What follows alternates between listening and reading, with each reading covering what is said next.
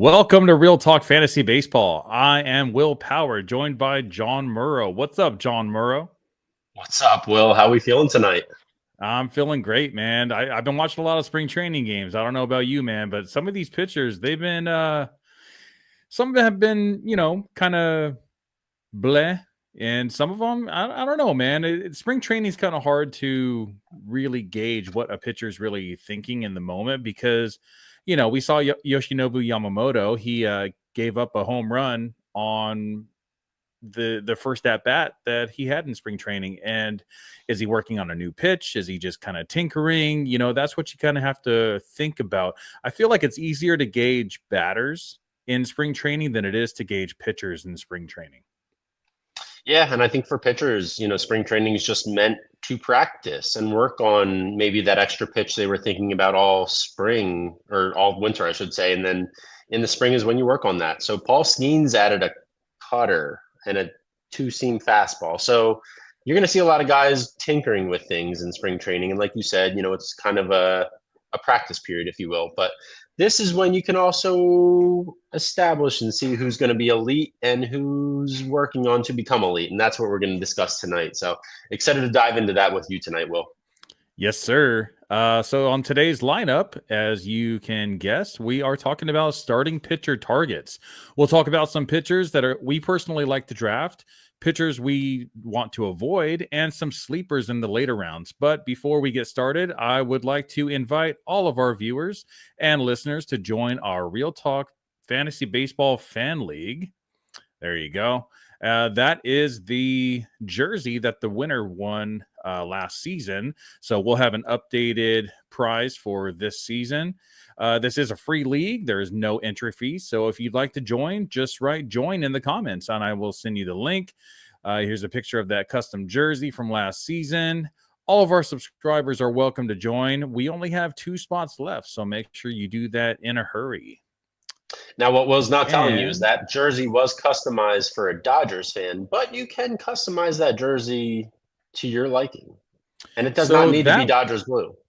That was actually just a mock-up that I had made from the company. But the winner from last year is a Braves fan. So I ended up getting the navy blue and the red for that Braves fan. And he did say that if he wins this fan league again, that he would go for the away jersey, I believe he said, which is like the white and the red with a little bit of navy in it too.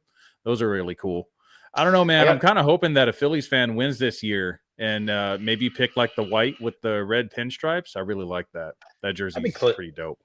That'd be clean. I would also take a Sunday away or even a little blue away jersey, like but nonetheless, that'll be up to the winner, and we'll see. But subscribe now, give it a shot, and if you can win $100 jersey, that's not a bad little prize. Hell yeah! So yeah, everyone watching, big thanks for watching us live on YouTube and Facebook. Hit that like and subscribe button if you haven't already. We are trying to reach our goal of 1,000 YouTube subscribers by opening day and 2,000 by the end of the season. So be sure to subscribe if you haven't already.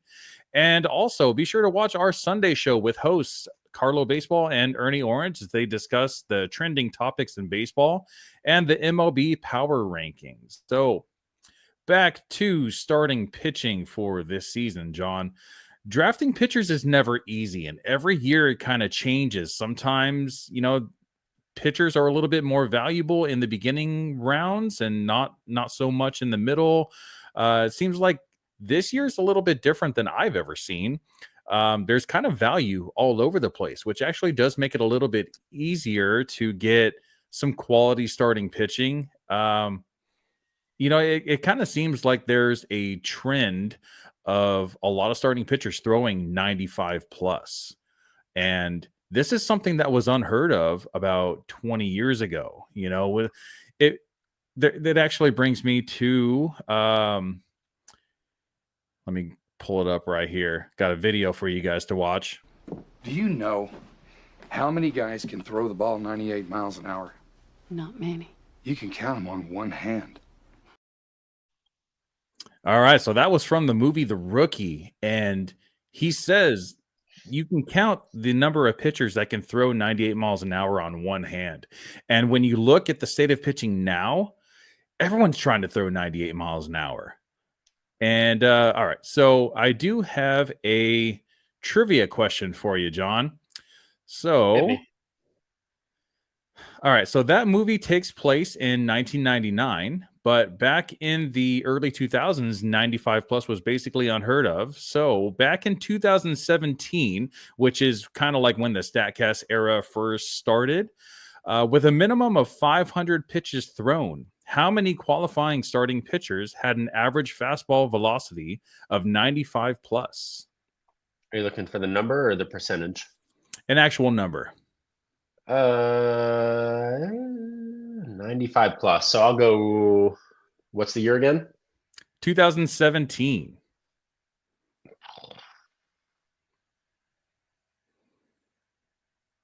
57. Ooh, that's a lot. So this is only starting pitching, no relievers. All right, now you throw that in. What you got? All right. Or do you want me to guess again? This right here. All right. So we have Luis Severino at the top right there. So there were 15 starting pitchers in 2017 that threw 95 plus. Now, fast forward to 2024. This is your second question here. How many starting pitchers in 2024 had a average fastball velocity of 95 plus? Now 57. All right, so we are going to bring this up here. So in 2024, we got Paul Skenes on the graphic right there. There were 37 total starting pitchers that threw 95 plus. Now, this is not including relievers, as I mentioned before, and a minimum of at least 500 pitches on the season. So there's also another trend that is going around the league, and that is Tommy John surgery. So Tommy John surgery has been on the rise for years now. And John, I got another trivia question for you. How many Major League Baseball related Tommy John surgeries were there in the year 2000? I feel like it was pretty obviously uncommon, so I'm going to guess 8. Ooh, pretty close. There were 11 in the year 2000. Now, fast forwarding to 2023, how many Tommy John surgeries, MLB Tommy John surgeries, were there in the year 2023? Including minor leagues or just straight majors? Just majors. 31. All right, good guess. So here's the graphic here. So in 2023, there was actually 45. Let me take off this banner so you can see the bottom of it. So 45, they say data not available for 2024. But I mean, just look at the numbers just creeping up from 2000. It seems like just little by little every year, it just keeps on growing higher and higher, except for 2013. I don't know what happened in 2013, but dude, yeah, maybe steroids. But dude, 45 Tommy John surgeries in a single season.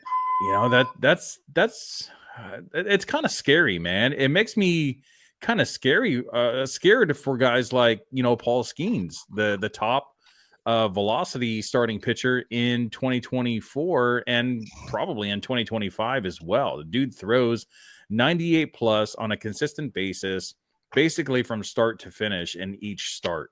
So what's your level of worry out of 1 to 10 on Paul Skenes potentially getting Tommy John surgery? I mean, you can't live your life in fear. I'd say, obviously, I would be more worried about a guy like Spencer Strider, a guy like Jacob deGrom, guys who have already had that surgery and are guys who throw as hard as they can all the time as well. I mean, Paul Skenes is, until someone shows me otherwise, that guy's a freaking unicorn. He's one of a kind. Too. He's a freak of nature. He's built like a freaking brick shit house. And this guy is the face of baseball at 23 years old. So you can't live your life in fear. It's the same thing. And if you just hope and wait that this guy's going to get injured, it could happen. But until that happens, why just enjoy the ride? And Paul Skenes is doing stuff that we're never going to see again on a pitcher's mound from a rookie pitcher. I mean, what do you have, a 1.97 ERA? And he's going to follow that up this year. I'm not going to get too crazy because I'm still waiting for you to trade him to me. Yeah. But he's an elite pitcher. I think he's honestly the best pitcher in baseball, and you can't just hold your breath and wait for these guys to get Tommy John surgery. You have to take a gamble on some of these guys, and that's how you win your fantasy baseball leagues. Yeah, for sure. And he definitely has the most upside out of any starting pitcher on the board today. And so in the coming weeks, I actually have a buddy that has had 2 Tommy John surgeries, and he will be a guest on our show.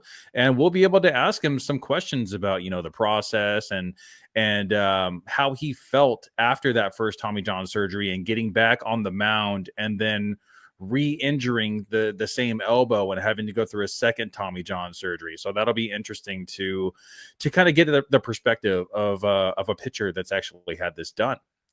Now, there's no concrete evidence to support this, but the upper 90s fastball velocity trend could be the reason for a lot of Tommy John surgeries being performed in the last couple seasons. But I think that's enough for Tommy John surgeries for now. Let's go ahead and start talking about our starting pitcher targets. So, John, before we kind of get into like the players that you're targeting, what is your strategy when it comes to starting pitcher? Have you been doing some mock drafts, and what round have you been taking your first starting pitcher in mock drafts this season? It's really interesting how you specifically craft your questions, knowing my draft strategy. I don't know. It's just you. I guess it is what it is. It's draft season. Of course, I'm doing mock drafts. Will, what are you talking about? Yes, night, morning, day, whatever. It's lunch breaks. Anytime I can get a mock draft in between childcare and obviously my work, of course I'm doing a mock draft. I think strategy should be, and it depends on the person, but what's worked for me is especially the first, let's call it 6 rounds, just kind of batter, pitcher, or pitcher, batter, and just kind of splitting it up a little bit.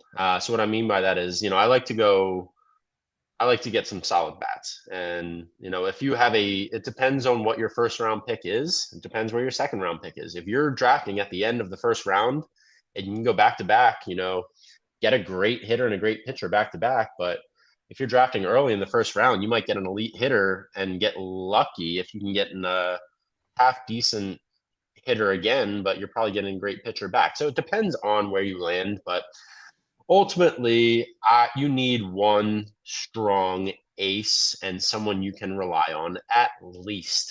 Especially with pitchers, I'll say this year feels a little bit more deeper than previous all around. I think you can attest to that. And I think with that said, though, there's still the guys that are going to be, there's still very few limited aces out there.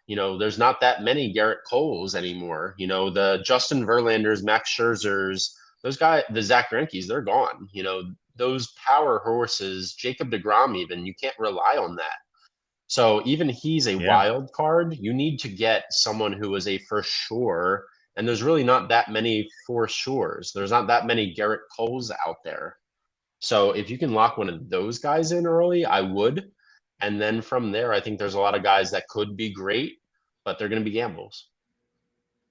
All right. So kind of going along with what you said, if you go pitcher heavy early, you're going to sacrifice hitter stats. And if you draft pitchers too late, you're going to end up with like Spencer Schwellenbach as your number 1, and no one wants that. He's solid, but he's not a number 1. You definitely need like an anchor if you're going to have Spencer Schwellenbach as like a number 2. So if you are able to draft one of the top 3 starting pitchers, then I wouldn't mind having Schwellenbach as like my number 2. But if I don't get one of those super aces, I think I'm going to be drafting at least 2 more guys ahead of Spencer Schwellenbach, maybe like a Corbin Burns, a guy that you're not really too high on, Cole Reagans, Logan Gilbert, one of those guys.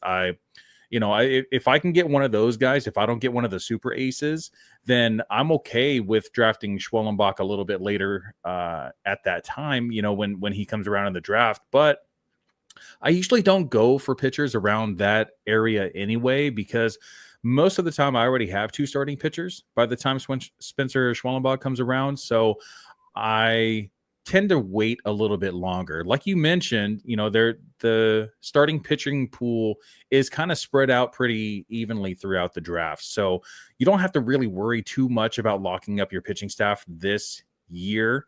Depending on where I am in the draft order, if I am 10, 11, or 12, I'm still not drafting a pitcher in the first round, but if it's when it comes around in my turn around 2, I think I'm going to be taking Zach Wheeler. I think by the time round 2 comes along, Tarek Skubal and Paul Skenes are going to be gone. So hopefully Wheeler's still there.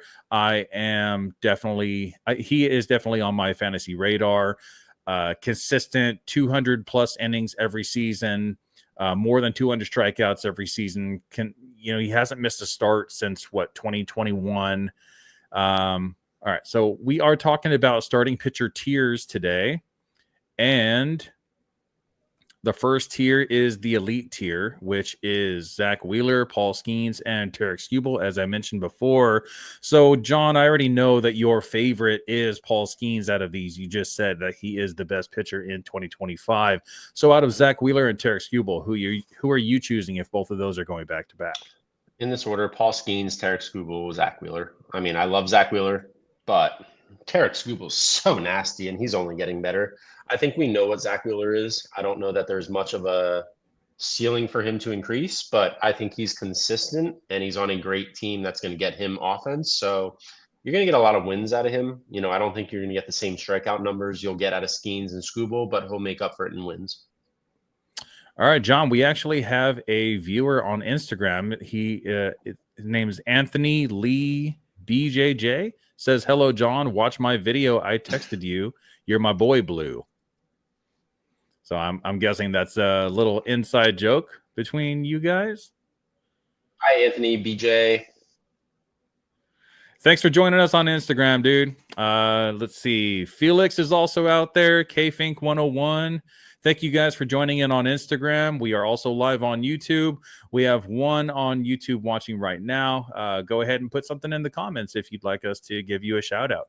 All right, so moving on to the next group of starting pitchers, we have, put this up here, the near elite tier that consists of Logan Gilbert, Corbin Burns, Garrett Crochet, Chris Sale, Dylan Cease, Cole Reagans, Garrett Cole, Blake Snell, George Kirby, Yoshinobu Yamamoto, and Framber Valdez. So this tier ranges from ADP 27 with Logan Gilbert leading it off and ending with Framber Valdez at ADP 58.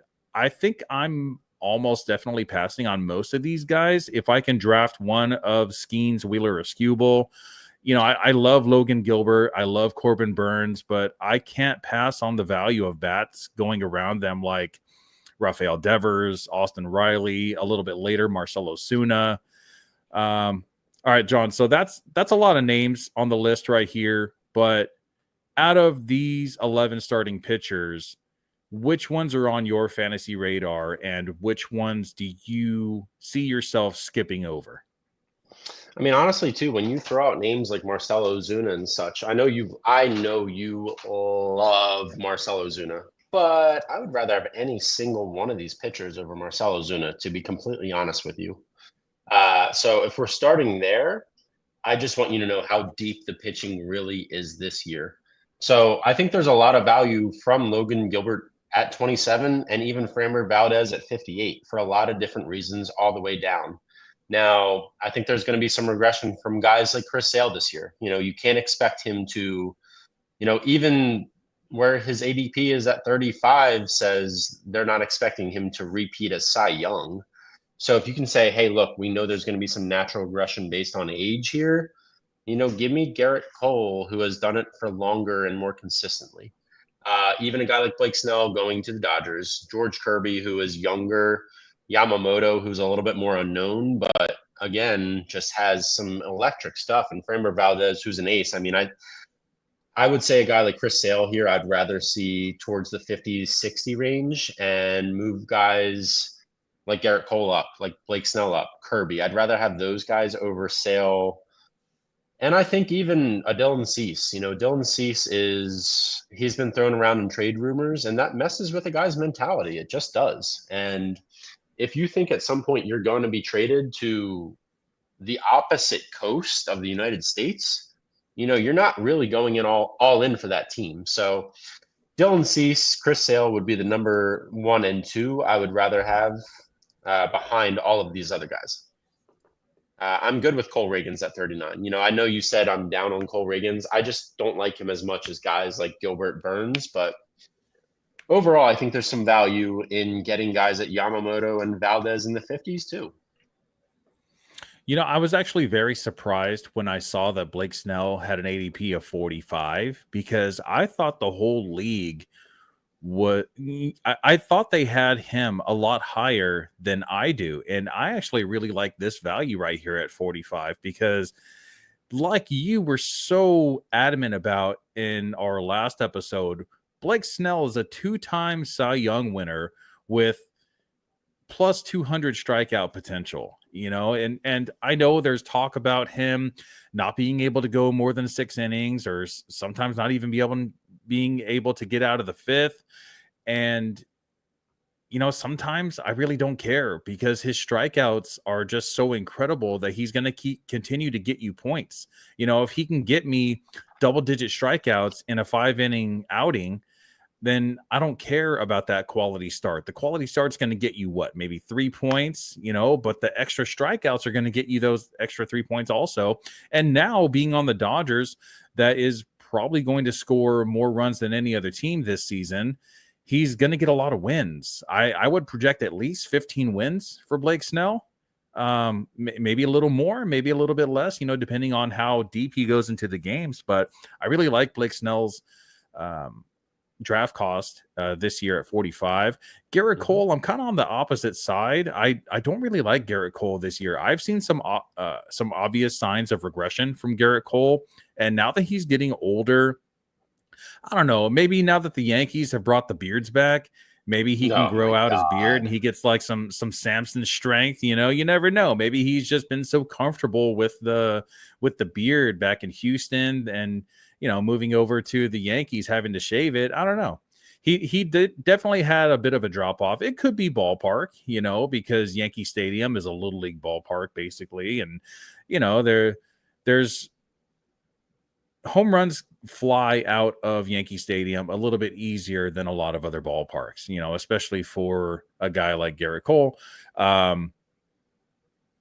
George Kirby, I kind of mentioned last week that I like George Kirby just a little bit more than I like Blake Snell, just because of the control.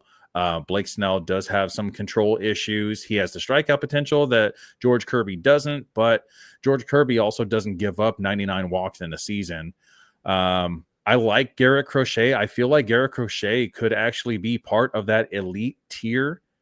He could take a step forward, but I need to be able to see at least 160 innings from Garrett Crochet, and maintaining that, low 3s ERA, maybe even a sub 3 ERA.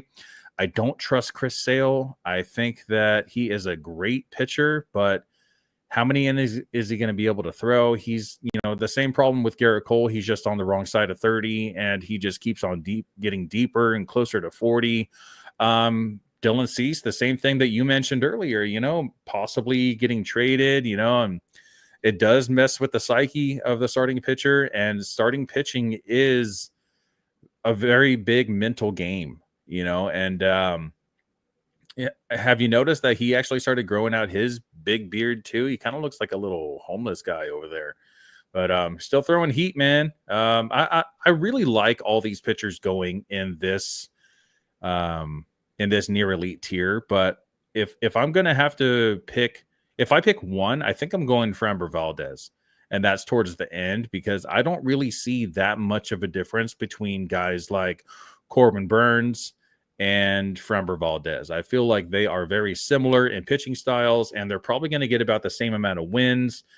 Corbin Burns of the old that used to get, 13 Ks per 9, he doesn't do that anymore. He's about a strikeout per inning guy now. And Framber Valdez, he's on a pretty decent team, and you can get him a couple rounds later. He is, but what you're forgetting about is the health. I mean, Framber Valdez has not really been healthy in the best stability is availability. I mean, Wasn't it just he's one season though that he had some health two. issues? He's had Was a it couple. 2? Parts of 3. But I mean, I don't know. I guess you know what you're getting in Corbin Burns. He's won a Cy Young. I'd rather have Corbin Burns than Framber Valdez, and he's also, I think Framber's on a contract year. Don't hold me to that. But Corbin Burns, kind of like Blake Snell, I'm excited to see what a happy Corbin Burns looks like. I'm excited to see what a happy Blake Snell looks like. I don't know if that's going to trend negatively or not, but these guys are great pitchers, and Zach Wheeler got better once he got paid. I know that sounds weird, but sometimes when you're comfortable and you're paid and you are in a situation where you know where you are. I mean, Blake Snell, for example, has pitched on 3 different teams in 4 years. And I think now he knows he's where his home is on a championship roster. So Blake Snell, for example, I mean, Corbin Burns, I think if not by midseason, he even now could be on that elite list. And Corbin Burns, I think we're underlooking here in how good Corbin Burns truly is. He did not have the sexiest year in Baltimore, and we kind of forget who Corbin Burns actually is. Corbin Burns is that dude. So Corbin Burns, if anyone here, if you're looking for your sleeper of the near elite, Corbin Burns is still that dude. You are still going to be paying that premium, though, because he is still going in the 3rd round. So I don't know if I'm going to be able to take Corbin Burns with all those really good bats going around him. I guess it depends on if I've already drafted a starting pitcher or not, and who I already got in my first 2 rounds. If I have a well-rounded lineup with a couple of bats that I got in the first 2 rounds, I might take a flyer on Corbin Burns. But if I do draft Corbin Burns, I'm definitely not taking another starting pitcher for at least another 5 or 6 rounds. I got to build up my hitting around that. And that's kind of my point here is that when you look at the depth of your fantasy baseball draft, and you got to ask yourself, you know, how many teams are in your league? 10, 12, 8, whatever it is. You know, you need guys. And if other teams draft differently than you and you don't know what's going to happen. You know, I was in a fantasy football draft and all the quarterbacks just went in the first 2 rounds. I didn't see it happening. If your fantasy baseball draft doesn't go as expected, you also have to have backup plans. So be prepared for what could happen, but you still need at least one ace. I promise you, you need that one guy to just rely on once a week. And you need those 20 points or those categories, and then the rest you can take chances on. So make sure if you're in an 8-team, 10-team, 12-team, whatever, you're getting one of the top 8, 10, 12 at least, if not 2 of those guys, because pitching matters, and pitching really matters in the playoffs. And you will be able to get waiver wire guys and all of that. But if you have a guy, you can just say, I know he's going to show up this week. It matters. Yeah, for sure. That's like the anchor in your lineup that you already know. You don't have to worry about him. You don't switch him out for anyone on the bench. You leave him where he's at for the entirety of the season. I love that take. All right. Before we move on to the next tier, we would like to ask you, the viewers and listeners, to please hit that like and subscribe button. We are on our way to 1,000 YouTube subscribers, and we appreciate you watching and listening. Now, there is a huge group of starting pitchers in the solid tier, ranging from the end of the 4th to the middle of the 11th round. Now, starting with Michael King being drafted number 59 overall, and ending with Kevin Gausman with a current ADP of 139. Now, personally, I am trying to get at least 2 pitchers from this group, but I'll most likely draft the pitchers towards the bottom of this tier rather than the top. Of course, that's dependent on the value of the hitters that are still available when it's my turn to pick. For example, if I'm picking Michael King, I'm giving up the chance to draft Brent Rooker at 58, O'Neal Cruz at 64, or Teoscar Hernandez at 65. But if I wait for a guy like Justin Steele, who has pretty good upside at 119 overall, I'll be passing on players like Royce Lewis, Matt Chapman, Randy Arozarena, and Adolis Garcia. There's a much bigger difference in talent for batters going in this range, while the pitchers have similar enough value that I don't mind waiting so much. So, John, what's your take on that?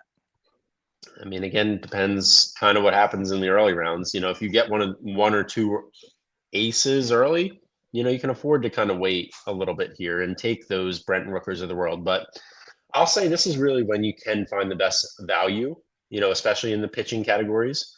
Michael King, to get him in the 6th, 7th round, he had 13 wins and a 2.95 ERA last year for San Diego. Like, what are we talking about?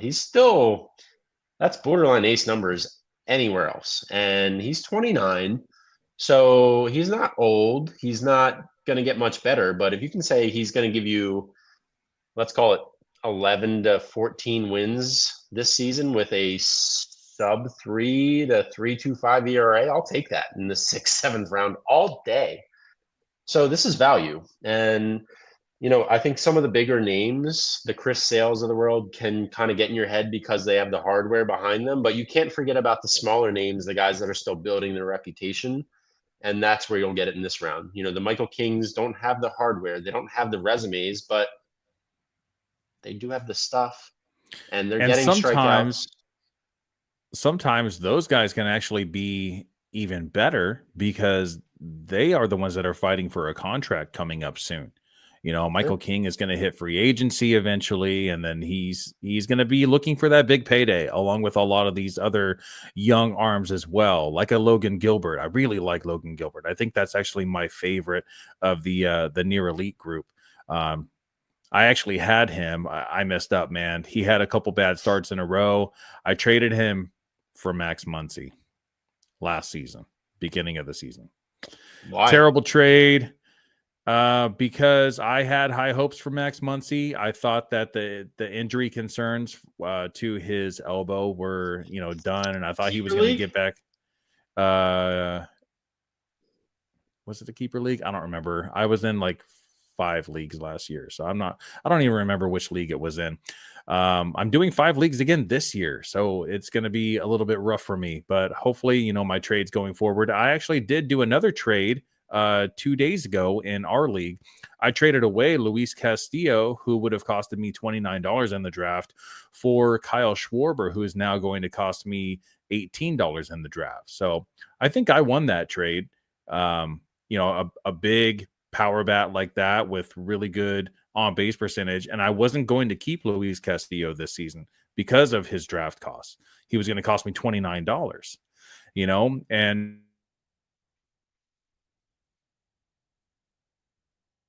now that I have Kyle Schwarber for 18, I think that's going to be a lot better value. And now I have one of my outfield spots locked up, and I don't have to worry about that because even though he is a primary DH, he still has outfield eligibility in Yahoo. So that makes that a lot easier to make him a solid keeper. It just makes me feel better about my keepers, honestly.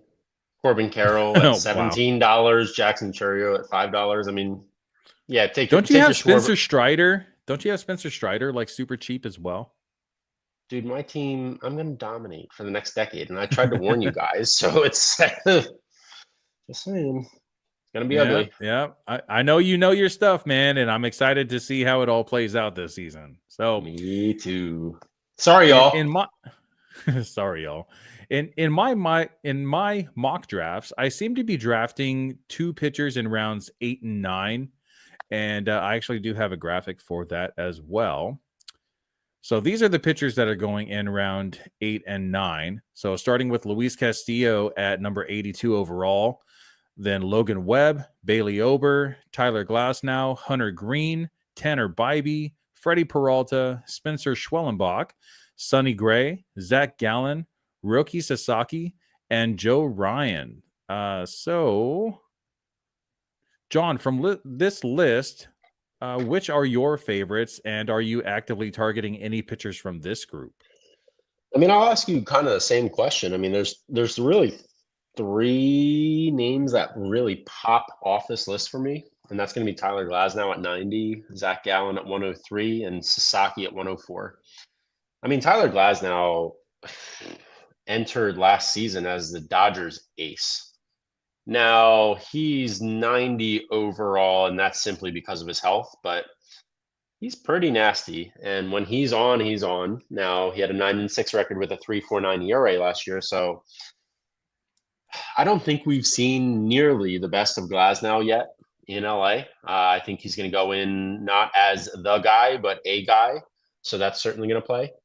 Another name that I said really pops off this list for me is Zach Gallen. Zach Gallen, again, is a guy that's kind of getting buried in Arizona a bit. Zach Gallen has been an ace for that team for a few years now, and he had a 14-6 record last year. So don't forget that. 3.65 ERA is a little bit high for him. I want to say his career ERA is below a 3.5. So Zach Gallen in this round for me, he's a career 3.45 guy, which we have not also seen the best of Zach Gallen. So those two really pop off the list of guys that are already established, and you know what you're getting, and we have not really seen the best of them yet, in my opinion. And then even 104, 105, Roki Sasaki and Joe Ryan. I mean, I think those two next season, we could be talking in the first 5 rounds or earlier. So I think that those two are actually steals right now. Roki Sasaki is a huge wild card, but dude is disgusting. There's zero reason that he should have been just able to sign with the Dodgers, and that's another conversation for another day. So the biggest problem with I have with Tyler Glasnow and Roki Sasaki, other than injury concerns, obviously, is that the Dodgers have already been in the media saying that they were going to go with the 6-man rotation for the entirety of 2025. So that means that none of these guys are going to be having two start weeks. And sometimes, like if a Tyler Glasnow pitches on a Sunday and the Dodgers have 2 days off the following week, he's not even going to pitch until the following week after that. So you're going to have one whole week without a Tyler Glasnow start. Basically, any Dodgers pitcher that starts on Sunday, if the Dodgers have a 2-day off week, which does happen a lot now, you're not going to be able to rack up those points. And I feel like you're going to be wasting that type of pick.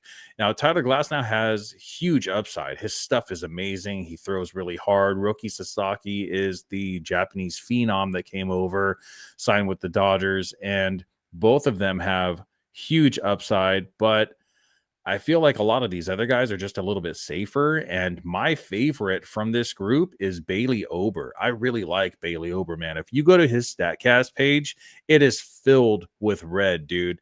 Expected batting average against of 209. He finished with a 3.98 ERA last season, but his expected ERA was 3.22. He has the strikeouts to go along with his potential. He pitched 178 innings with 191 strikeouts, a 1.00 whip.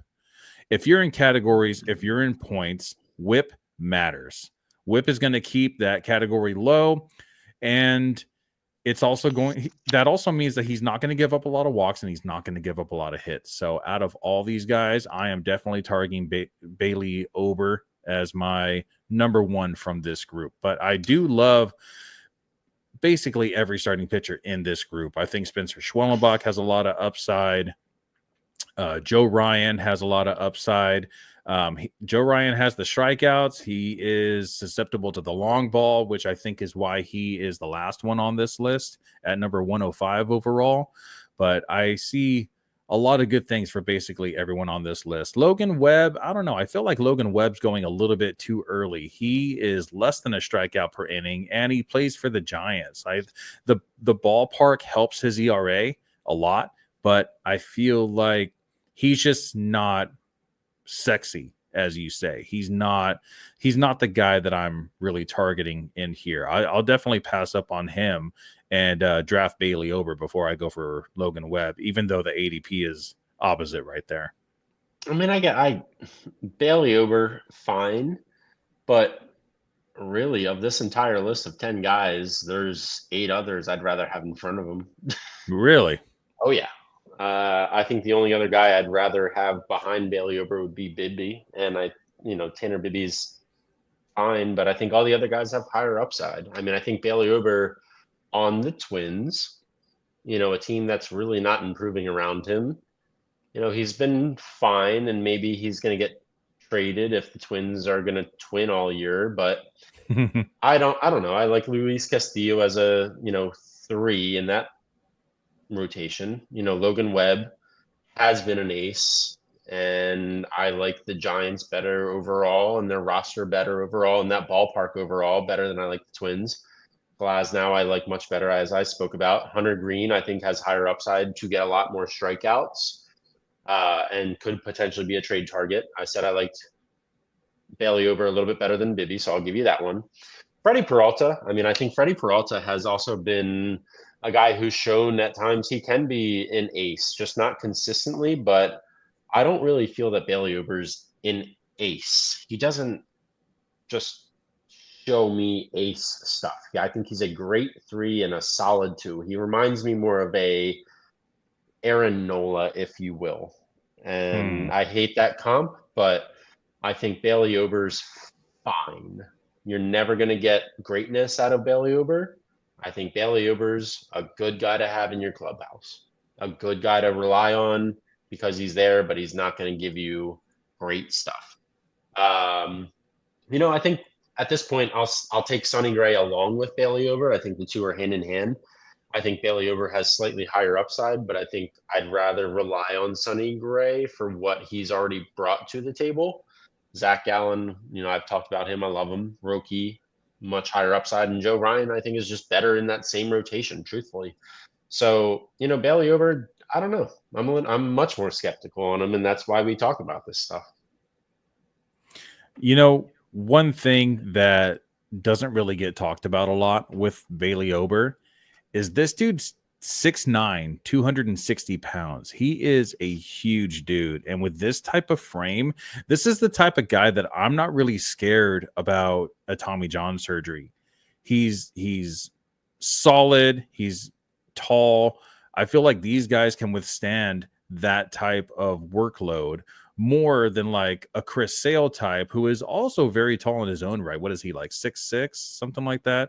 But he's lanky as hell, man. He's so skinny. I feel like those type of frames just can't handle the type of workload. And that's actually one of the reasons why I don't really like Tyler Glasnow that much either. I feel like the injury concern for Tyler Glasnow is high. Not only because he continues to get injured, but also because even though he's a really tall guy, he's just not very solid looking. He's just very skinny. So I usually tend to stray away from those type of players. And also guys like Spencer Strider, that's only 5'9", that's throwing 99 miles an hour. I wouldn't be surprised if before Spencer Strider retires, he gets a 3rd Tommy John surgery. He's already on his 2nd, and he's only 27 years old. Yeah, and I think that's kind of realistic, honestly. I hate to say it that way, but you can't just hold your breath and say, hey, if there's a guy who says, hey, my shoulder or my elbow is a little bit tight, but I'm going to keep pitching on it, I'm probably not drafting that guy. But otherwise, you can't just sit here and say, hey, this guy throws 2 miles an hour faster, and I'm not going to draft him because he might get Tommy John because he throws harder. Like, come on. But if a guy like Spencer Strider has an injury history, you have to be naturally more skeptical of that. But, again, we talk about it. You got to take some risks to win your fantasy league. For sure. And the good thing is, most people don't play in keeper leagues. So when you do draft these pitchers, you only really have to worry about them for one season. And then next season, you learn your lesson, and then you don't draft that guy again, right? All right, so that was the solid tier. We've already gone through the elite, the near elite, and the solid pitchers. Are there any pitchers later on in the draft that you are targeting? Maybe some sleeper picks? Ooh. Yeah, I got a few. I can talk about a couple on the Philadelphia Phillies who are going to, could always do that. I will say a former Philly, one that kind of has caught my attention just through, MLB Network a little bit, just through some Twitter airwaves and all that, and they're going to give him a fair shot. Now, you say about a sleeper, whatever. Vince Velasquez. I'm not going to say this guy's going to give you 10 wins. I'm not going to say he's going to give you a sub 3.25 ERA or anything like that. But if there's a pitcher that could be put in a perfect situation in Cleveland that has potential, that has always had potential, God damn it, I want to see it. So Vince Velasquez, if he's a 5 and they're going to give him a shot, just remember the name Vince Velasquez for shit's sake. Andrew Painter, man. He's not coming up for a while, but prospects, there's a lot of prospects to keep in mind. I think he is the most solid prospect out there, on top of guys like a Kumar Rocker, a Caden Dana. These are prospects, and all prospects, again, are suspect. Kumar Rocker, hey, Jack Leiter. Real quick before you move on to your next name. For anyone that's watching right now, please don't draft Vince Velasquez. If you want to pick him up for a spot start in the season, he's not going to get drafted. He'll be out there on waivers. And if you want to pick him up for a spot start against the White Sox, so be it. They're in the same division. They're probably going to be playing each other a lot. But, check this out. In 2023, Velasquez pitched 37 innings. In 2022, he pitched 75 innings. In 2021, 94. And then in 2020, 34. 2019, he pitched 117 innings. So it's been 8 years since he's pitched over 100 innings. So Vince Velasquez. Name that Guardians. I don't know about rotation. That one, man. I can give you some easier names. I can give you some. You asked for a real sleeper. I love, if this counts, Matthew Boyd. I love Matthew Boyd. He signed with Chicago. I can deal with Matthew Boyd. Matthew Boyd, when he was on the Tigers, I wanted the Phillies to sign Matthew Boyd. He's going to get a great chance. I want a guy that's going to get a chance at a rotation. Seriously, Vince Velasquez is going to get a look. Don't draft him. Spot start, sure. Matthew Boyd. We talked about, I don't want to say Schwellenbach is a sleeper, but Spencer Schwellenbach should and could be an ace in a couple of years. And if we're saying, Spencer Strider is taking the attention away from guys like that, Max Fried has taken the spotlight, Schwellenbach is going to be a guy. Guys that are getting looked over. We talked about a lot of those guys, the Framber Valdez at 58, Michael Kings of the world. Those are the guys that are getting looked over a little bit, that are sub 3.25 ERA guys, and those are aces in most stacks. So as far as sleepers, right. Go ahead. So we actually have a comment from Ernie Orange on our Sunday show. He says, Ernie. Clay Holmes, a sleeper. Thanks for joining the show, Ernie. We appreciate you for being there. And yes, I actually have Clay Holmes as one of my sleepers that I was going to get into. Clay Holmes signed to the Mets, and now they're talking about making him a starting pitcher, So for those that play in points leagues, you could draft Clay Holmes as a relief pitcher and just leave him there all season, and he's going to be getting you start after start after start. I love the pitchers that have both RP and SP eligibility. I feel like it's such a cheat code, so Clay Holmes, definitely like that. Thank you, Ernie, for putting that in the comments. Did you have another sleeper, John, before I move on to mine? I'm actually going to throw out Justin Verlander. I think we're forgetting that Justin Verlander is that dude and has pitched in a hitter's ballpark for the past few years. He's going out to San Fran, obviously a pitcher's ballpark. He's looked great in the spring. He's healthy. He's entering hungry to prove that he's still that dude. Justin Verlander is a guy that's also not going to be an ace anymore. He doesn't have to have the pressure of being the number one. If he's a 2 or 3 in that rotation, I like Justin Verlander a bit too.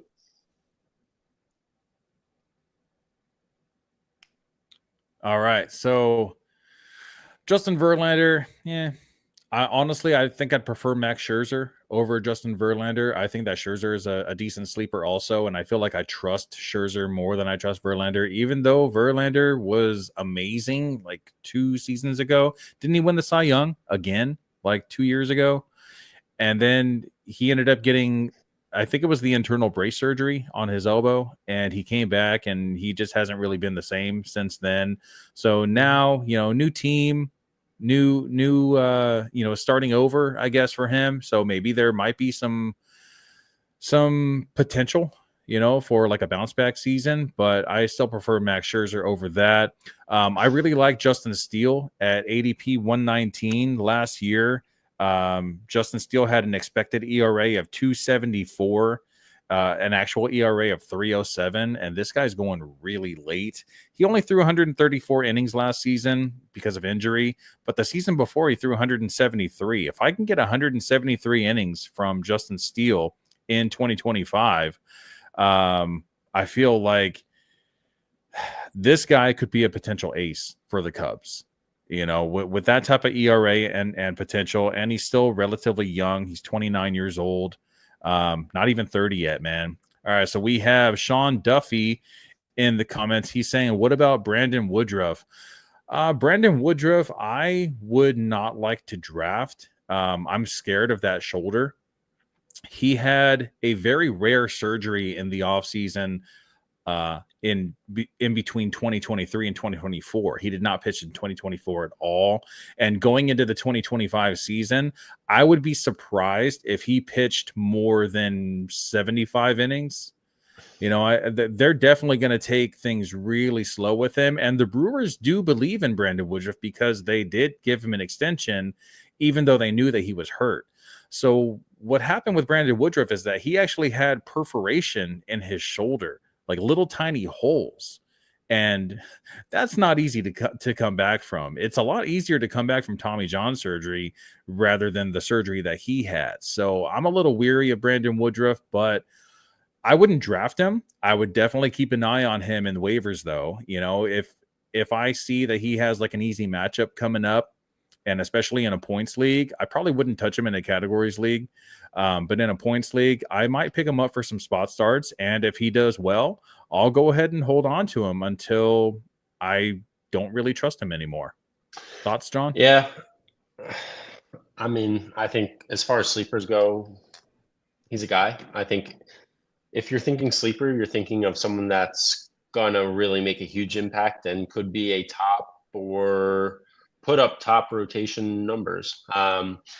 So someone who goes under the radar, true sleeper, when I think of a guy like a Sandy Alcantara, yes, a guy who's won even to go back to a DeGrom, I don't want to say DeGrom's a sleeper too, but Sandy Alcantara for a bad Marlins team is just kind of slept on. And he also did not have the best of years in the past couple of years. So I wouldn't be surprised to see Sandy Alcantara not only just come back and be awesome, but also be a trade candidate if he is. Yes. He hasn't pitched since 2023.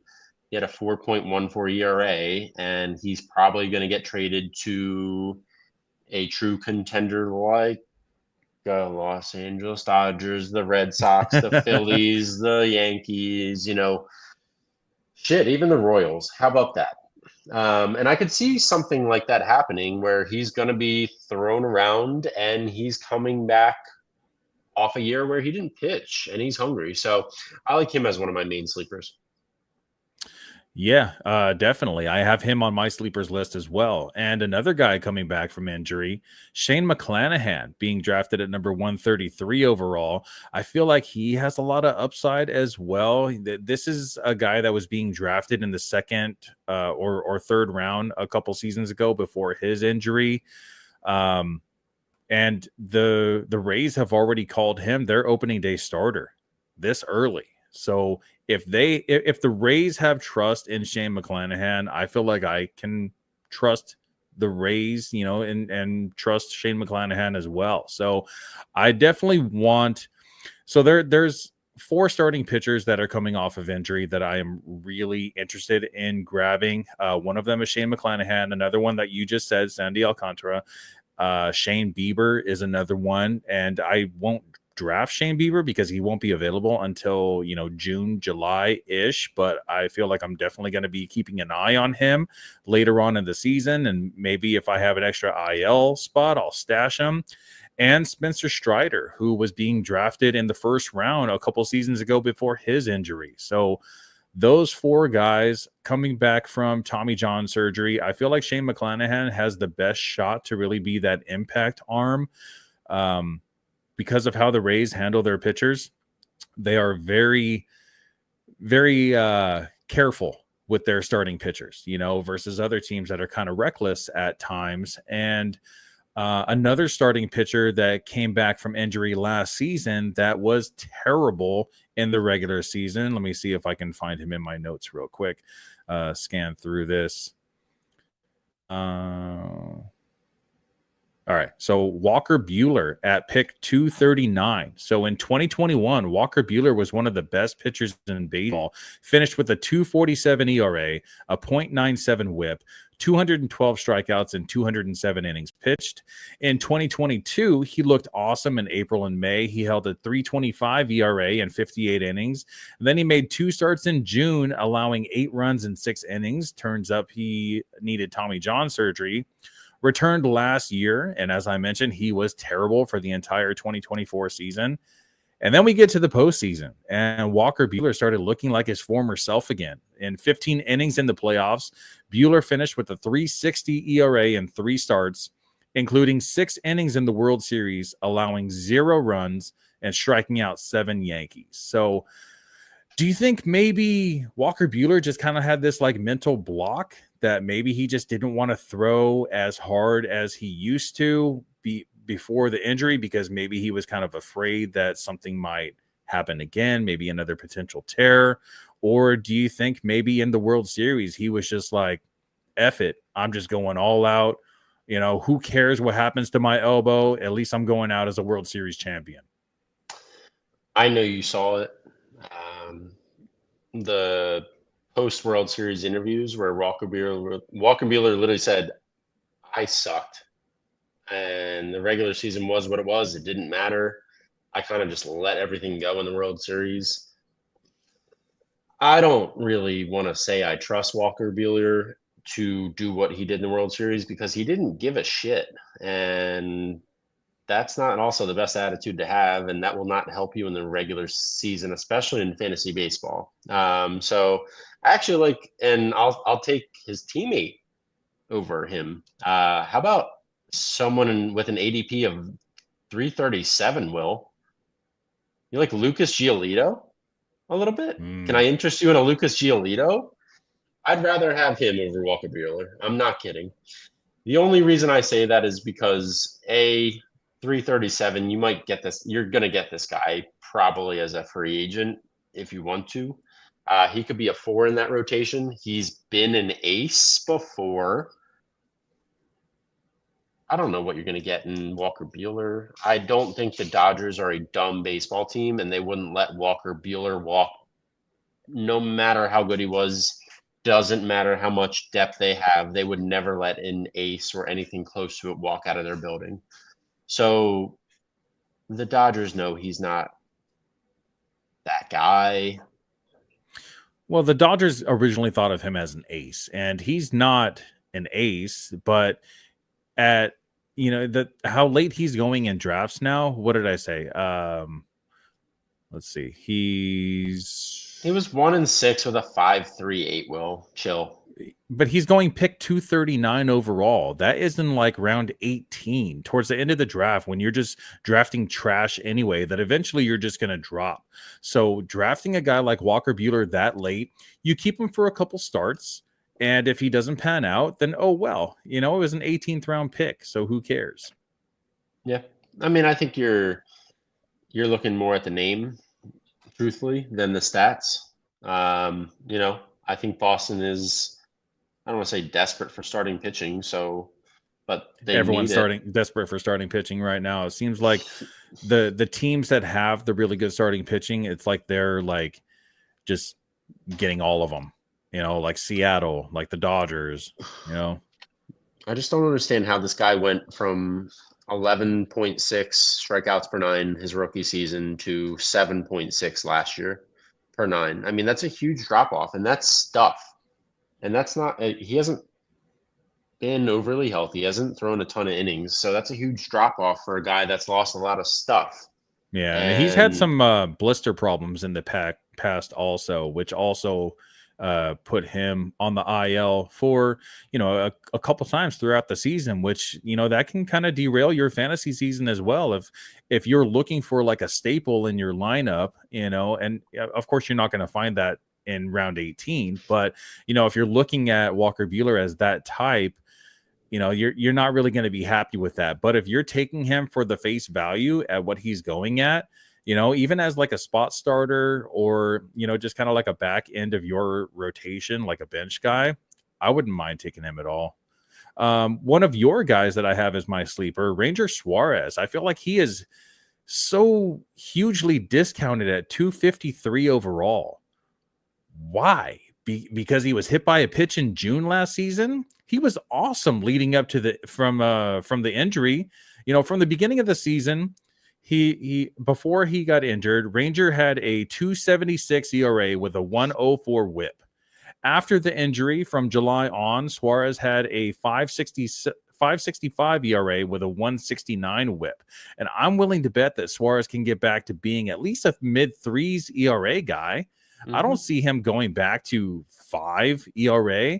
I love Ranger Suarez. I feel like he was amazing in the beginning of the season, and I was lucky enough to have him on my team until he got hit by, what was it, a comebacker? I think it was a comebacker. It hit him on the wrist, and then after that, you get hit on your pitching wrist, that's going to bother you for months, and I feel like the amount of time that he was on the IL and was allowed to heal, it just wasn't enough for him, but now a year later, dude, he is so discounted. I'm definitely taking Ranger Suarez if I have opportunity.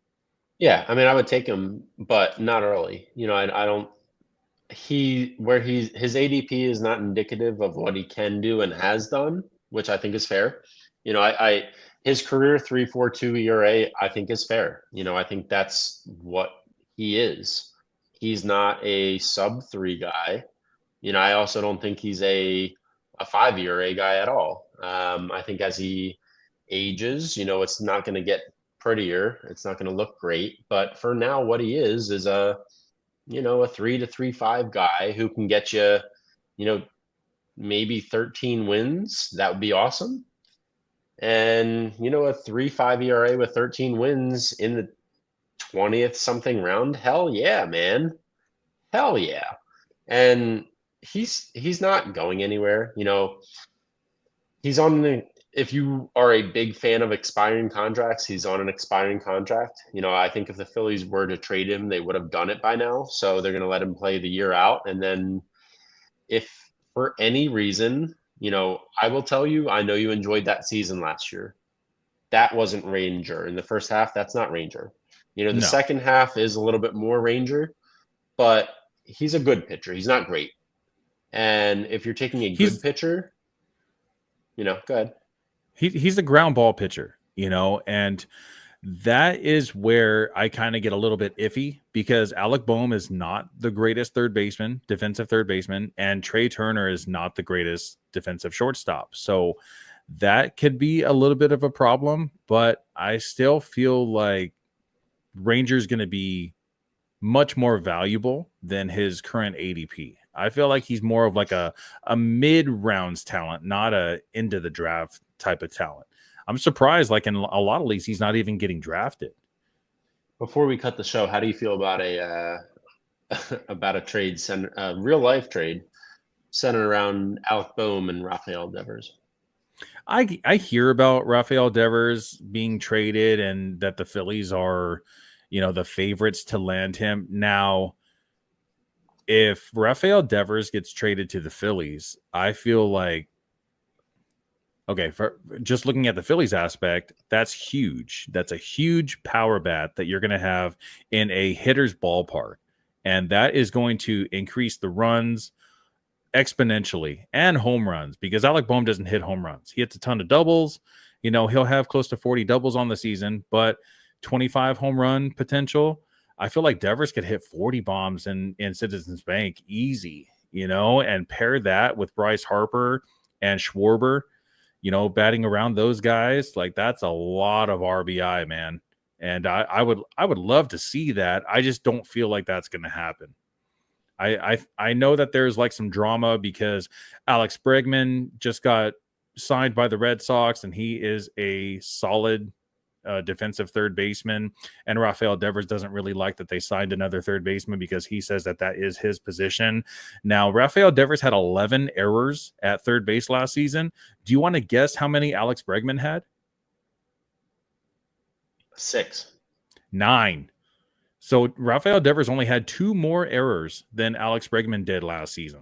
So defensive liability, his bat more than makes up for his lack of defense, and Boston doesn't really have that like solid second baseman. They haven't had that solid second baseman since Dustin Pedroia left, and I haven't really seen that. So Alex Bregman switching over to second base, what's the problem with that?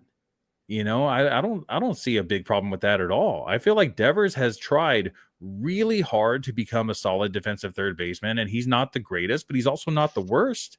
There's a lot of worse third basemen out there. Alec Boehm, for one. So what would be the point in trading for Alec Boehm? To put him in the outfield, put him at second base, or DH? Like, what would you do with him if you're Boston?